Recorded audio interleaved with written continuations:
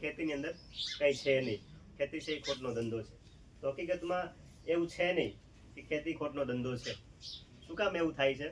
તો કે આપણે ખેતીની અંદર કોઈ પ્લાનિંગ કરતા નથી, આપણી પાસે ખેતીનું પૂરું સાયન્સ નથી, અને આપણે પદ્ધતિસર ખેતી નથી કરતા. એના પરિણામે આપણને ખેતીની અંદર નુકસાન થાય છે.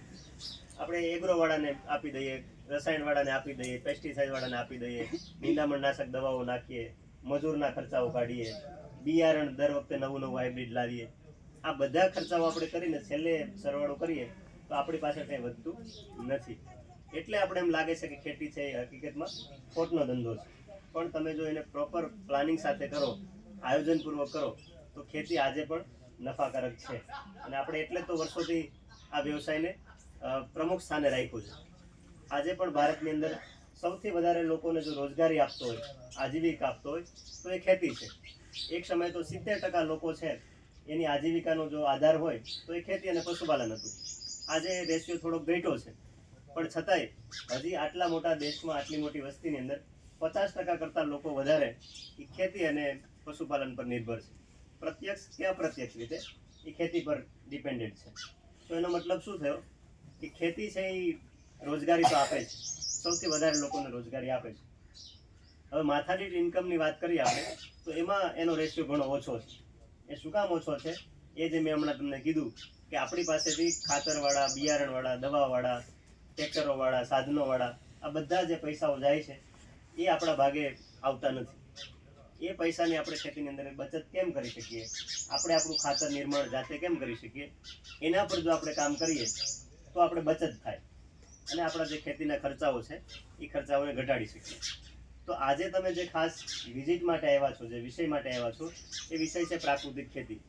આજે ગુજરાત સરકાર હોય કે ભારત સરકાર હોય, તમામ લોકો ખેડૂતો પ્રાકૃતિક ખેતી તરફ વળે એના માટે એક મિશન મોડમાં કામ કરે છે. આમાં તે છેલ્લા 2 મહિનામાં લગભગ 10-12 જિલ્લામાંથી આવા ખેડૂતોના પ્રેરણા પ્રવાસ આવ્યા છે.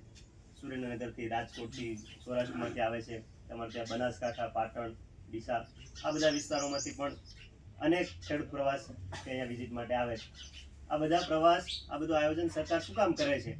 તો કે ખેડૂતોમાં એક અવેરનેસ આવે, ખેડૂતોમાં અત્યારે જે ખેતીની સ્થિતિ છે એનાથી વાકેફ થાય અને પોતાની ખેતીની અંદર સુધારો કરે. આજે આપણે એટલું તો સ્વીકારીએ છીએ ને કે રાસાયણિક ખેતીથી જમીન બગડી છે. આવું લાગે તમને કે ભાઈ પહેલા જે ઉત્પાદન આવતું હતું એ ઉત્પાદન હવે મળતું નથી? બીજો પ્રશ્ન આપણે એ સ્વીકારીએ છીએ કે ખર્ચાઓ વધ્યા છે. પહેલા જે આપણે ખેતી કરતા હતા એના કરતાં ખર્ચ વધ્યો છે ને કે ઘટ્યો છે? વધ્યો છે. પહેલા જે ખાતરો નાખતા હતા, પહેલા જે દવાઓ છાંટવી પડતી હતી, એના કરતાં આજે અનેક ગણી વધારે નાખવી પડે છે. તો ખર્ચો વધ્યો છે, ઉત્પાદન ઘટ્યું છે. હકીકતમાં તમે વધારે ખાતર નાખો તો વધારે ઉત્પાદન આવવું જોઈએ ને? એવું તો થતું નથી. તો શું કામ? તો કે જમીન છે એ બગડતી જાય. જમીનની જે ફળદ્રુપતા હતી, જમીનનો જે ઓર્ગેનિક કાર્બન હતો એ એકદમ ડાઉન જતો રહ્યો છે. એટલે હવે તમે કદાચ ટ્રક ભરીને પણ ડીએપી યુરિયા નાખી દો તો ઉત્પાદન ઢગલા નહીં થઈ જાય.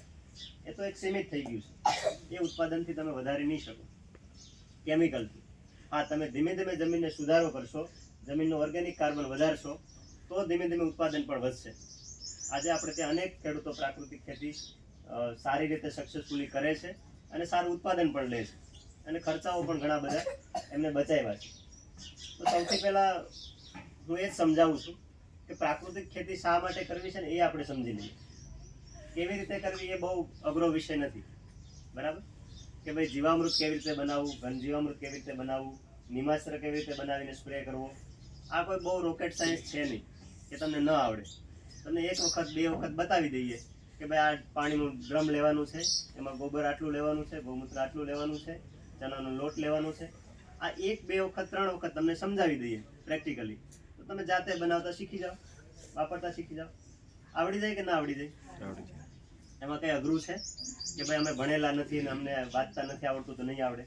તમને સામે બતાવીએ કે ભાઈ આટલું આ લેવાનું છે, આટલું આ લેવાનું છે, તમે જાતે બનાવીને ઉપયોગ કરવા માંડી શકો. એ બહુ કોઈ અઘરો વિષય નથી. અઘરો વિષય શું છે કે બહેનોને ખેતરે કામ કરાવવું, આ અઘરો વિષય છે. ભાઈઓ છે એ વાંકા વળીને કામ કરતા થાય, આ અઘરો વિષય છે. આપણે નોકરી છોડીને ખેતીને અપનાવીએ, આ અઘરો વિષય છે.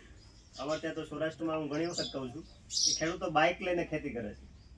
બાઇક લઈને આટો મારી આવે વાડીએ માવો ખાઈને, અને પછી એમ કહે છે કે ખેતીમાં કાંઈ વધતું નથી. તો કંઈ વધવાનું જ નથી. શું કામ નથી વધતું? તો કે આપણે આળસ કરી દઈએ છીએ. આપણે ખેતીની અંદર જે મહેનત કરવી જોઈએ, જે શ્રમ કરવો જોઈએ, આપણું જે એમાં ઇન્વોલ્વમેન્ટ હોવું જોઈએ, એ ઇન્વોલ્વમેન્ટ એકદમ ઘટી ગયું છે. બરાબર? આપણે હવે વાડીએ જવાનું ટાળી દીધું છે. આપણે પશુઓ રાખવાનું બંધ કરી દીધું છે. અને પછી આપણે અપેક્ષા કરીએ છીએ કે ખેતીની અંદરથી મને લાખો રૂપિયાની કમાણી થાય. તો એવું નહીં થાય. બરાબર? તો સુધારો ક્યાં કરવાની જરૂર છે? આ વસ્તુનો સુધારો કરવાનો. આપણે શ્રમ કરવાનું ઘટાડી દીધું, વાડીએ જવાનું બંધ કરી દીધું, ગાયો રાખવાનું બંધ કરી દીધું. એને ફરીથી જો પાછું